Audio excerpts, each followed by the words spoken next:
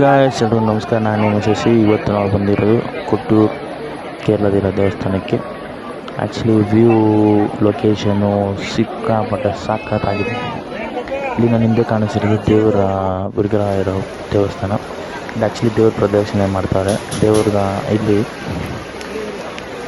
ನೀವೇ ನೋಡ್ತಿದ್ದೀರ, ಜನ ಅಂತೂ ಸಿಕ್ಕಾಪಟ್ಟೆ ಜನ ಬಂದಿದ್ದರು. ಒಂದು ಕಡೆ ಮಳೆ, ಒಂದು ಕಡೆ ವಾತಾವರಣ ಚೆನ್ನಾಗಿತ್ತು. ನೋಡಿ, ಇಲ್ಲಿ ಎರಡು ಆನೆ ಮರಿದೆ.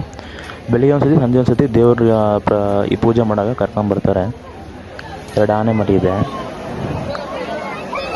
ನೋಡಿ. ಮಳೆ ಬೀಳ್ತಾನೆ ಇತ್ತು, ಆದರೂ ಜನ ದೇವ್ರ ದರ್ಶನಕ್ಕೆ ಪ್ರದರ್ಶನ ಮಾಡ್ತಾನೆ ಇದ್ದಾರೆ. ಕ್ಯೂ ಒಂದಷ್ಟು ಪರವಾಗಿಲ್ಲ, ಕ್ಯೂ ಸ್ವಲ್ಪನೇ ಇತ್ತು, ಅಷ್ಟೇನು ಕ್ಯೂ ಇರಲಿಲ್ಲ.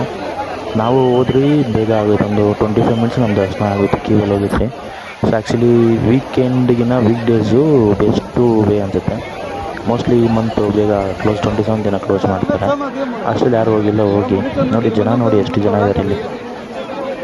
ಈ ಜನ ಇದ್ದರೂ ದರ್ಶನ ಬೇಗ ಆಯಿತು, ಬಟ್ ಜನ ಬರ್ತಾನೆ ಇದ್ದಾರೆ ನೋಡಿ. ದೇವಸ್ಥಾನದಲ್ಲಿ ಇದ್ದು ಆ್ಯಕ್ಚುಲಿ ಇಲ್ಲೇ ದೇವಸ್ಥಾನ ಇರೋದು ನೋಡಿ.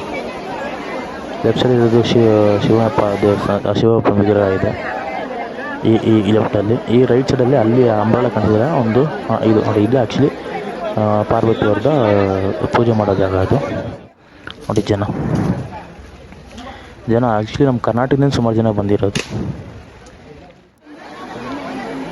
ಎರಡು ಆನೆ ಓಕೆ, ಊಟ ಹಾಕವ್ರೆ, ಊಟ ತಿಂತಾಯಿದೆ ಅದು.